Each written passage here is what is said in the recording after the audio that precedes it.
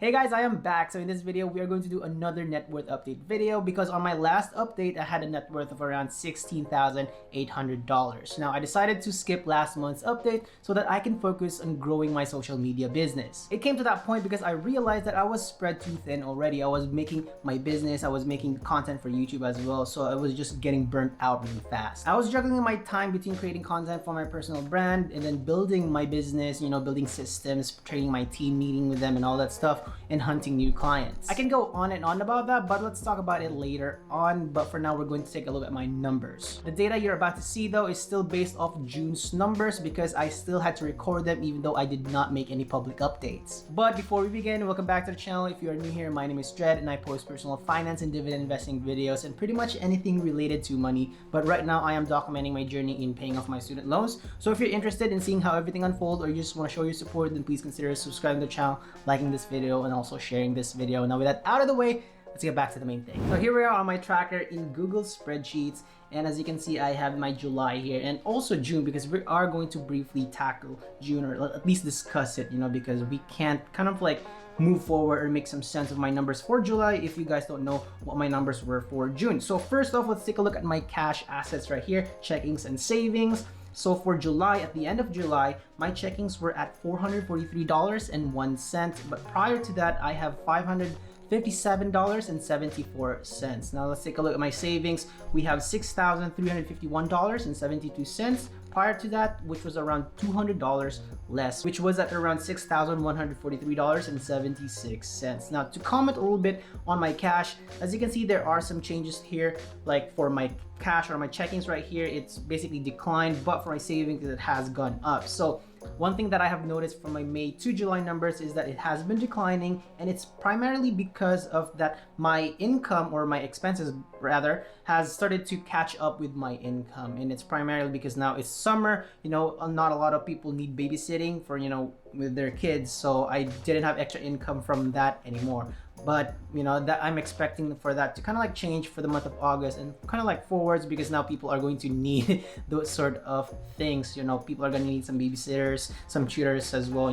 That's what I'm kind of like hoping for. But anyway, for my savings, it's still kind of like not yet fully recovered from my $1,000 emergency expense that I have done on May. So there you go, it's still kind of like recovering. I still continue to add $200 to it every month, and I expect maybe it will fully recover in around 4 to 5 months from now. But we'll see because there's something that I will be talking about later on that will ultimately help growing my numbers moving forward. But anyway, that is pretty much it for my cash or my checkings and savings. Let's take a look at my investments right here. Let's take a look at July. So TD Ameritrade, we have $2,537.75. Prior to that one, we have $2,246.98. Now for Webull, we have $8,907.99. But prior to that, it was around $800 less, so $8,104.44. Now for Public, we have $77.32. But prior to that one, we have $70.09 for the month of June. Overall, my stock market portfolio at the end of July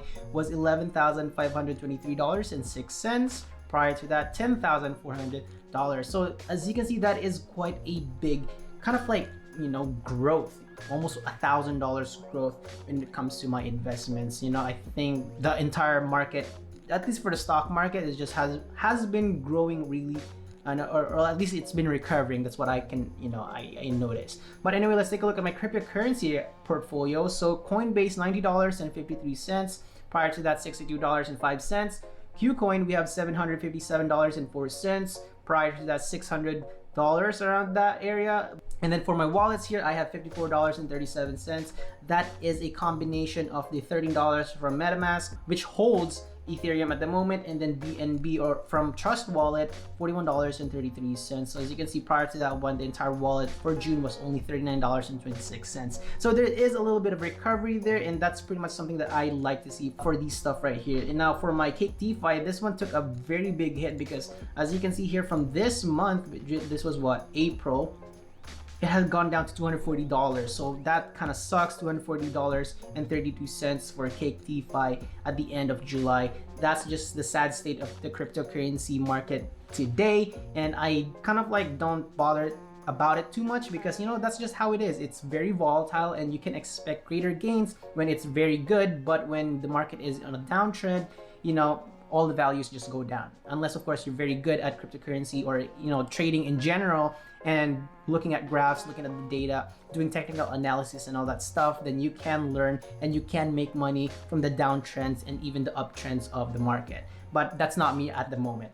But anyway, that is pretty much it for my cryptocurrency investments. Anyway, total cryptocurrency value is at $1,196.63. Total investments, including the stock market, and combine them, $12,719.69. So my total assets at the end of July is $19,514.42, or an increase of $1,413.21, or a 7.81% increase compared to June. Now for June though, let's just take a look at that as well, because prior to June, $11,399.71 for my total investments, but total assets were at $18,000. And it had grown down, wrong word. It had gone down to $2,400 in that month alone. It was just a very brutal month for my investments. Everything was just down. It was hard to believe that it was going down everything, and this started from April. Everything just started going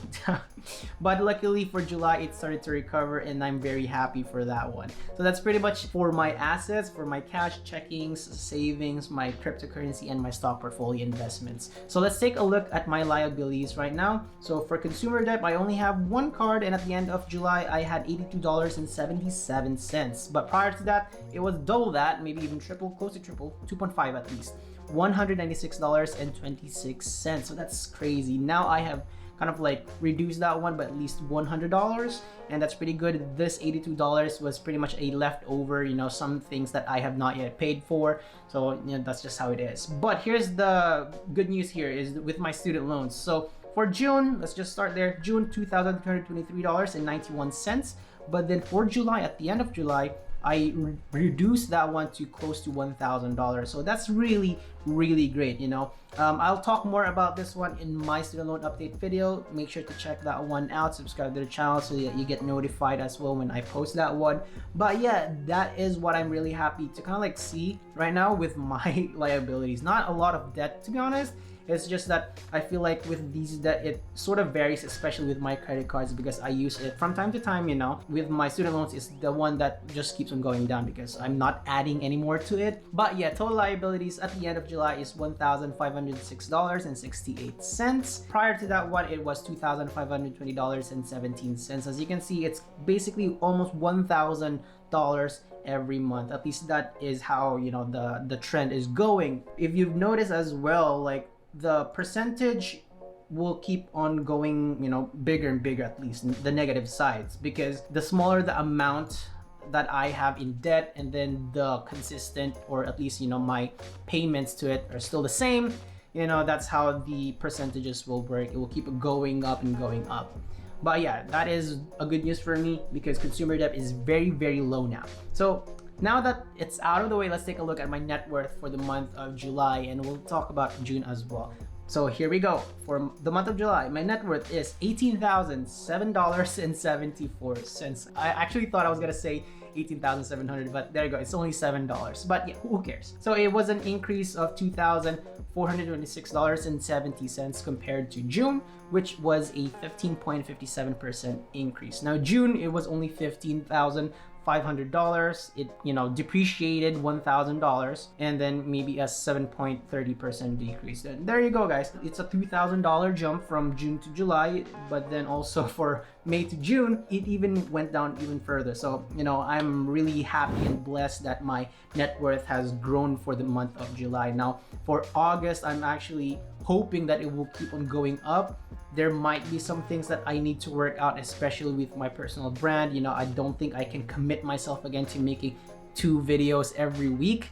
That's just a lot of work now, especially with how my social media agency is growing. There's a lot of momentum that I need to ride on, and I don't want to break that momentum. Ever since I took that month off to just really focus on my social media agency, I was able to kind of like increase my monthly income a little bit. It's not big, but I know that there is hope there because, like I said, there is momentum. We've built the systems. My team is kind of like getting better at what they're doing. They're being more effective, more efficient with what they're doing, and that's really, really great. And we've been implementing a lot of softwares to automate some stuff, making our work hours less, but the workload, or at least the work results that we can produce, is greater. And that's, what really is this thing is all about. All the automation systems that I've been learning, all the things that I have been, taking the courses, meetings with my team, just learning from them, getting feedback from them, and even from our clients as well. Those are the things that really get me going because, it's a constant growing mindset, or a constant growth mindset. But anyway, enough about that one. I am really happy that this is my net worth. I am expecting, like I said, to keep on growing this one because by the end of August, at least, close towards the end of August, or maybe, in the very beginning of September, I'd be able to fully pay off my student loans, and that can just, help me free up a lot of cash and spend it on something else, maybe even grow my savings even faster, fill up those things up, finish some of my financial goals that I have set for myself at the beginning of the year. That's just one thing that I'm looking towards for the month of August. And there you go, guys. That is it for my entire net worth update. This was 15th in the series already, so I'm very happy that I've already done this for more than a year. And that is saying a lot because as long as we are consistent with the numbers that we are looking at, tracking your expenses, tracking your income, making sure that you are always on the green, that really helps. Even though I'm not always on the green, that is still a good thing because at least I'm able to see where I'm at and I know where I can go from there. But that's pretty much it. If you guys have any suggestions for my numbers, any tips, feedback, anything like that, let me know in the comments below. I'd really love to keep growing this one and kind of like share this journey with you. If you like content just like this one, make sure to subscribe to the channel, hit that notification bell as well so that you get notified whenever I post new content just like this one. If you have any new content ideas, if you'd like to see something from me, let me know in the comments as well. That would really help. I appreciate that one. If you are on Instagram, please add me there at DailyRed so that we can chat, collaborate, and maybe even exchange some ideas. Thank you again so much for watching the entire video. Have an awesome and wonderful day, and I will see you in the next one. Bye!